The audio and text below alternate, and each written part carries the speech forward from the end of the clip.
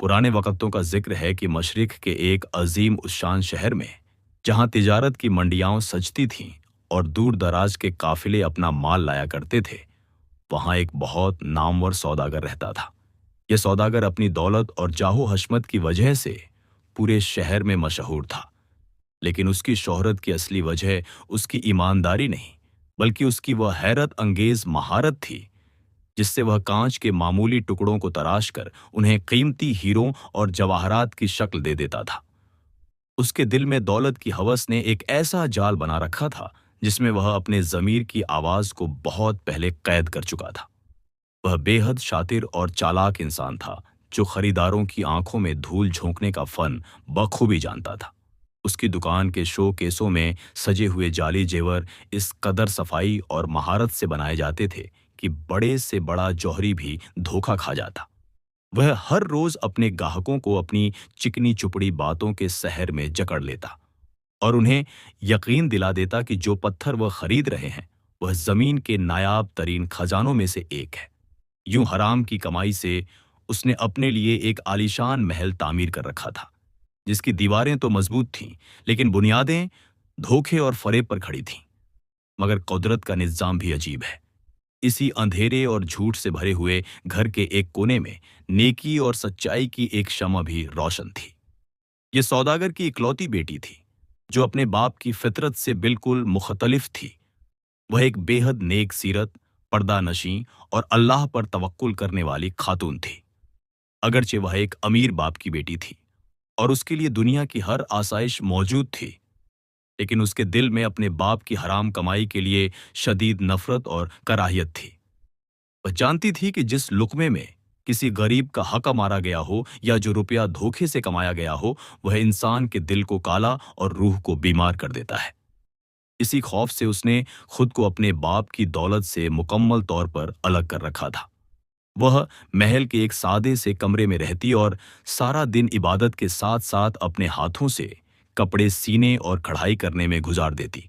उसकी उंगलियां सुई धागे से मेहनत करती और इस मशक्कत से जो थोड़ी बहुत आमदनी होती, वही उसका कुल सरमाया थी। वह इसी हलाल कमाई से अपना सादा खाना खाती और अपनी जरूरत पूरी करती। उसे रेशम और कमख्वाब के बिस्तरों से ज्यादा सुकून अपनी मेहनत की कमाई हुई चटाई पर मिलता था। इस घर की फिजा में एक अजीब सा तजाद था। एक तरफ बाप था, जो दुनिया को लूट कर अपने खजाने भर रहा था, और दूसरी तरफ बेटी थी, जो दुनिया से छुपकर अपने रब को राजी करने में मग्न थी। बाप की आंखों पर लालच की पट्टी बंधी हुई थी, जबकि बेटी की बसीरत रोशन थी। सौदागर को लगता था कि वह दुनिया का सबसे कामयाब इंसान है, लेकिन उसे खबर नहीं थी कि उसकी यह कामयाबी दरअसल उसकी तबाही का पेश खैमा है।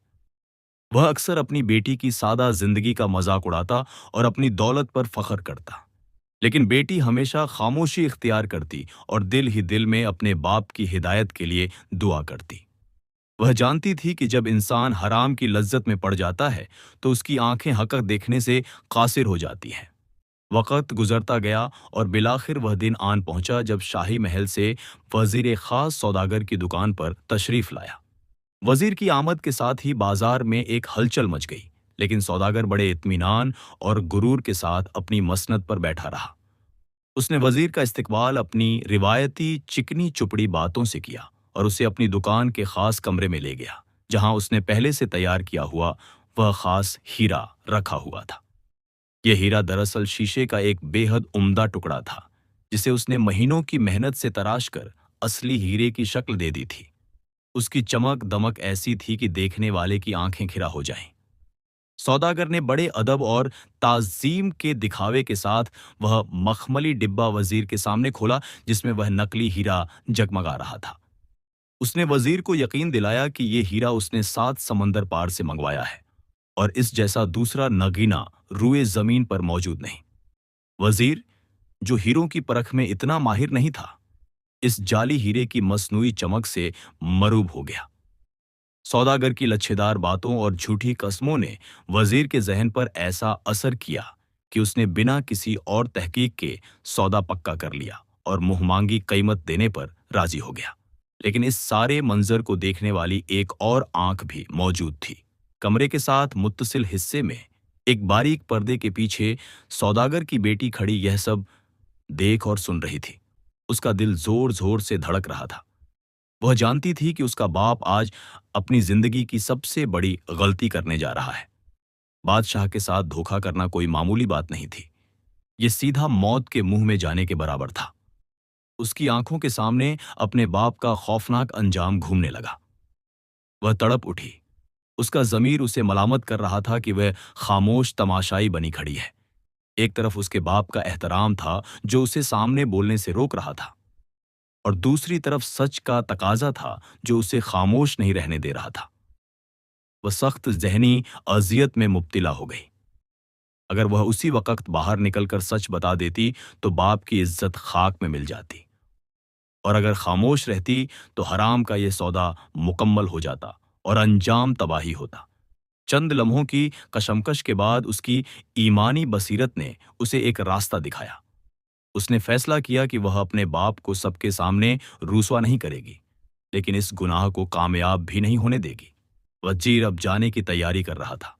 मुलाजिम हीरे का डिब्बा पैक कर रहे थे और सौदागर खुशी से फूला नहीं समा रहा था। ऐन उसी लम्हे जब वजीर का ध्यान भंटा, बेटी ने बड़ी फुर्ती और खामोशी से एक छोटी सी कागज की पर्ची लिखी। उस पर्ची पर न कोई नाम था और न कोई पता। बस एक जुमला था जो किसी भी अक्लमंद इंसान को चौकन्ना करने के लिए काफी था।